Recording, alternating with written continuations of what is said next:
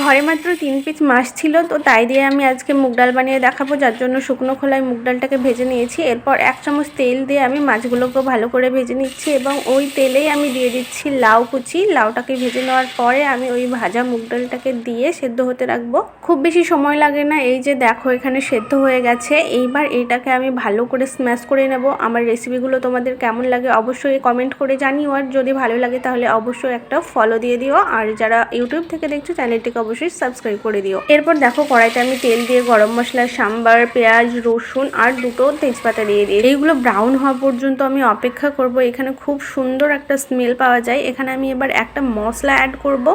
এই যে আমি যেটাই অ্যাড করলাম এটার মধ্যে আছে কাঁচা লঙ্কা, টমেটো পেস্ট, তারপরে হলুদ গুঁড়ো, লঙ্কা গুঁড়ো আর লবণ। এইবার মশলাটাকে লো ফ্লেমে ভালো করে কষিয়ে নিতে হবে, মশলাটার কাঁচা গন্ধ যাওয়া পর্যন্ত। আর এই যে দেখো মশলাটা এইভাবে তেল ছেড়ে দেবে, তখনই কিন্তু এটা রেডি হয়ে যাবে। আর এই পর্যায়ে আমি মাছগুলোকে অ্যাড করলাম, আর ওই যে স্ম্যাশ করে রাখা ডালটা ছিল সেইটাও আমি অ্যাড করলাম।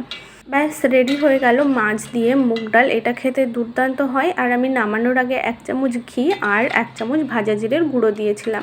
আজকের মতো টাটা, দেখা হচ্ছে নেক্সট